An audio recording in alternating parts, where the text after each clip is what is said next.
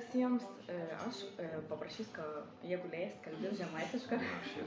Esam Plungiškė ir labai malonu, kad Tomas sutiko su manim pasikalbėti šiandien. Nežinau, kad esi labai užims. Tai pirmiausia, gal jums ir pristatysiu porą žodžių, jūs jau dadėkit. Tai, kaip sakyt, povis, esam verslininkas, pedagogas ir įkūrėjas OB Konturs. Bet jūs ir su Ex-Libra, ne? Kažkon... Ne, tai čia viskas ir yra, gal taip papildys, tai OB Konturs ir yra dizain studija, tada skaitos Ex-Libris ir knygins, tai vis apjungi veina, įmonės veiklas skirtingas. Tai va, o aš esu tik tas įkūrėjas, prieš 30 metų aš įkūriau dizaino studiją, kad vadinus tai Danilevičiaus, o šiuo metu tai yra tiesiog aš esu dabar papras darbininkas. Ir viskas. Ir pedagogas šiuo metu? Jo, ir šiuo metu mokytas Rytau meno mokyklą, dailės mokytas. O, super. O jūs Tuma važinėjatės, ar jūs čia gyvenat ir ten važinėjatės? Jo, gyvenu visai kitur. Rytau savivaldybės užkampėje, gal taip sakyti, tai netoli Žarėnų. Tai jūs šituk trikampiu, jo, Plungė, Žarėnų, Rytau? Būtent. Taip važinėjus ir tas kiekvienos dainos kilometražas apie 60-70 km. Oho. Bet... O tai kilometrą nevargina jūs?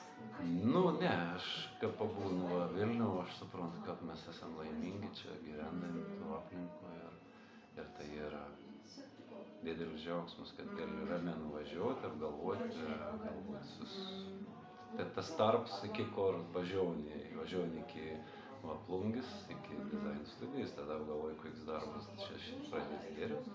Taip pat iki Rytau važiuoni ir žinau, kad dėl tavim pasitiks mokinė, skaitos rekstrytis nevėlauti. Super, jeigu pirmą pamoką 8 prasideda jau, biški reikia. Ne, tai čia ne, ir popietinė meno mokykla, tai popietinė. O mes norėjau žiūrovam paminėti, mes esam labai gražiu, jaukio, meniško kaip čia kabinukė, Ex-Libris ir dabar šiuo metu vadovavom sūnus, ar ne? Sūnus yra akcininkas, o žmona ir direktorius Greta, tai aš džiaugus, kad jie ryžos, perėmė ir toliau vystą, to labai smagia, kad jaunatiška, energinga, ta prasme, ko galbūt jau einant su laiku pats išsisėmė. O jauniems po idėjų generuom daug, galvok apie priekį. Tai čia yra tiesiog kaip tėvo, kaip ir labai smagu, kad žmonės iš savo aplinkos perėmė. Svajonės įsipildėjimus iš karto į kartas persitų. Tai žinau, čia verslininkai ir pati didžiausia svajonė, kad nes dažniausiai, kaip jūs sakot, jau jauną kartą perėmė su idėjom, su visko ir o tą jauną kartą jūs kraustė čia ypatinga, manau, kad tikrai toks realizavimas labai stiprus. Bet prasytas, aišku. Tai nėra lengva, 30 metų prabuvęs tam. Papasakokit, nuo 30 metų čia labai daug patirties ir jau, pajutot ką laiksa, net biški to... Ne, tiesiog, kaip sakiau, kad tai yra tiesiog nebe tokios energijos, nebe tiek idėjų skaitos, tai o tu matai, kur žmogų dar trykšta energija ir noras kažką savim realizuoti. Tai, čia sakau, Dievo dovana ir kad gali perduoti savo žmogų, į galimybę parduoti verslą, bet čia tai yra tiesiog, kaip jūs minėjot, kad tai yra svajonių, kad galbūt būtų geriau perduoti savam, nors, sakau, tai tiesiog. Jūs sakot, Dievo dovana ir prie tos temos, prie tokio gražų dekorą sėdam, kaip jūs ruošiatės kalėdom, kaip šeima turit kažkokių savo tradicijų, ar tas laukimo mets kažkoks ir gal kažkoks specialus pas jūs, kiekvieno šeimos skirtinga, gal gali daugiau papasakoti apie tokį laukimo periodą? Jo, tas laukimas kaip ir visų, čia nieko labai ypatinga nėra, kiekvienas mes visi įsivėlam į to bėgėjimą, į to, kam turim įsipareigojimų kažkokiu ir visokius meno mokyklų peržiūras.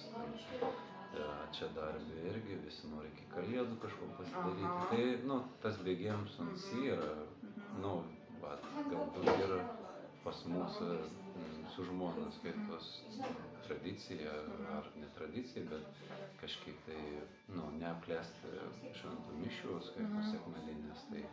Tai mes to stengiamės įgyvendinti, patys šlovinam, pakatuvimus prisidedam prie šlovintojų. Tai mums tai yra didžiulis džiaugsmas, kad galėjom sustoti bent vieną dieną. Tai yra krikščioniška, katalikiška, sakykim, labai geras dalykas, kad sėti bažnyčią ir to dieną paskelbti Dievo. O jūs jau čia, jau kiek suprant, nepraleidot ne vieną sekmadienį, ne? Nu, stengiamės. Ir nepraleidom, nu, buvom Vilnių nuėjom į mišias, nu, ta prasme. Stengiamės katalikišką žiūrėti to. Ir tai yra gera. Nu, kaip į Dievą pasakymą, nu, šventą raštą kažkokia eilutė dabar nepaminėsiu, bet kad jį parašyti, kad ne Dievo tą dėmę, o iš tikrųjų mums skirta iš Dievo. Tai kad mes sekmadienį turėtumėm laisvę. Tiesiog mes to nepasinaudojam. Nu, ir tuo pačiu ir kaip sakytume, aukščiausiam irgi ir galbūt liūdna, kad mes tiek vargstam. Bet iš tikrųjų, žinok, aš išjaučiau to, ko jūs sakot, nes mes, nu, vat, gyvenam, aš kartu jūs tikriausiai žiūrovą, jeigu žiūr jau keletą būna tų tokių video, labai didelis temps ir toks įspūdis, kad laiks tiesiog slysti iš rankų, mes visi skubam, nesvarbu ar su šeimų, ar be šeimų.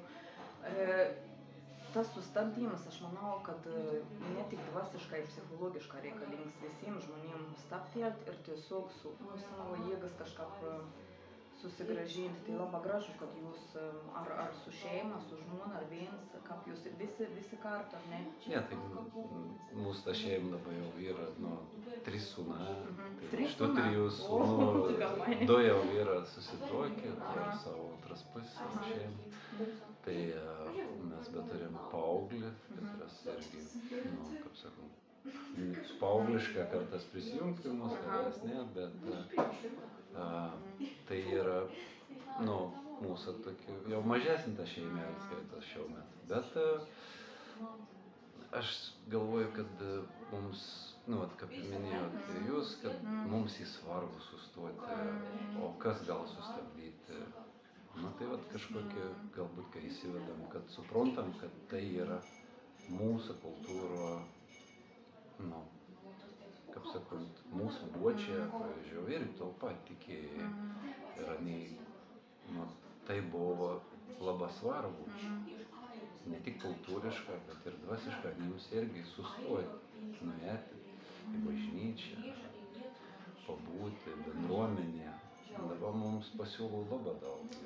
Maksimum, kokie dalykai, vis prekybcentre, tiek visko siūlo. Ir vien iš tų pasiūlų pasidarė ir bažnyčia.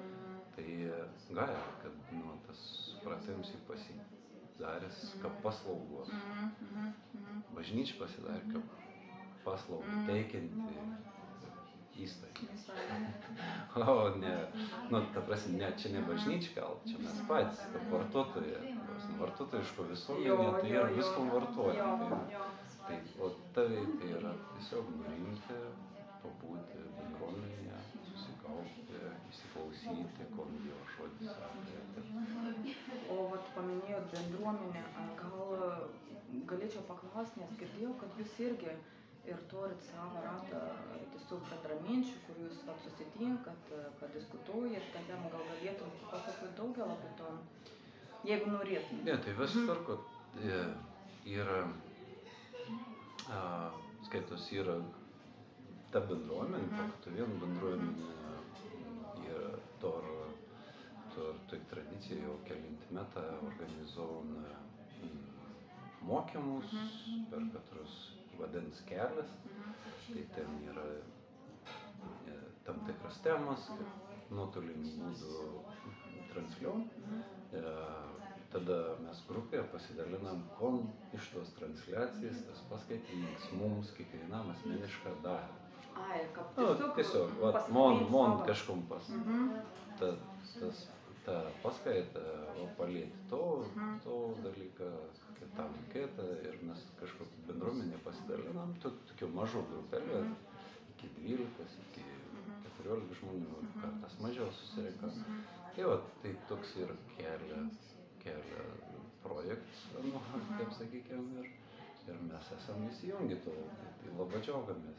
Tai atsiprašau, tai jūs kaip ir diskusiją vedat, kaip ir pasidalinat savo išgyvenimas, ne, ir interpretacijom, ir labai gražiai. Tai tiesiog tai padeda augti tikėjimui. Jeigu sustojam, tai mes bet kokios srityje galim sakyti, kad tiesiog sustojam ir nebetobulėjam. Kaip į verslą, nesustojau, tada nieks nebesivys. Gerai, kas manot? Tai jo, o skaitas tikėjim ten pat. Jeigu mes apsistojam kažkokio veito, pasiliktam kažkokio veito, tai gerai ir tobulėti. Daugiau klausimų kels, tai skaitas ir dar daugiau. Bet ir manau, kad bendrystė labai gražu, nes jeigu, kaip sakom, viens kartas ir suabejoja, ir jeigu palaikymą pritrūksta ar sunkumą užpuola, aš galvoju, kad ta bendrystė, ta bendruomenė ir gal labai toks naudingas, reikalingas, kaip sakant. Tai aš manau, kad dažnai aš mėgstu palyginti, kaip aš pats bandau savim pagauti, jeigu kažkas į negerą valstybę, kažkur pasaulyje, tai stengiuosi visą laiką, o ko aš padirbau. Dėl to, ir atsiranda tas dalykas, kad aš žiūriu, o kaip aš šeimo.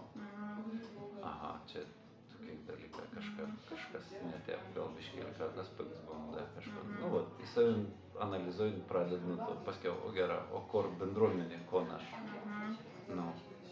Maža, tai kažkur tai, ten, sakykime, dabar pašlovinu, gera, o ko dar gali pasitarnauti dėl bendruomenės, kad ta bendruomenė irgi augtų su manim kartu, aš galėčiau augti kartu su ta bendruomenė. Tai kažkaip stengiuosi savim padaryti tuo dalim, kaip man tas pavyzdžiau, kaip sakyti, ar aš sėkmingai padedu kažkur ar dar kažkur, tai čia.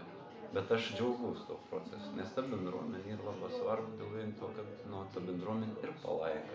Jeigu sunkumą kažkokie, tai žiūrėk, vis laik palaikys, ar maldo, ar šiaip tiesiogiai. Tai aš galvoju, kad tai yra, kai mums į gerą, mes apie to nepagalvojam. O kai kažkoks sunkumas, tada galvojam, o kas galėtų padėti. Gerai, jeigu šeima tvirta, viskas gera, gal padėtų gera, tai pirmo eilė, aišku, šeima. Bet bendruomenė, kad tai dar stipriau skaitos, tai visada gali sulaukti ir iš kitų kažkokios pagalbos. Aš kažkur mačiau tokią informaciją, kad statistiška buvo, irgi nepasakysiu skaičių, bet kada pradeda žmonės įtikėti Dievą arba melstis, kaip jie dažniausiai. Kai gera mes, kaip sakot, paantrėjams, kad mes pasimirštam.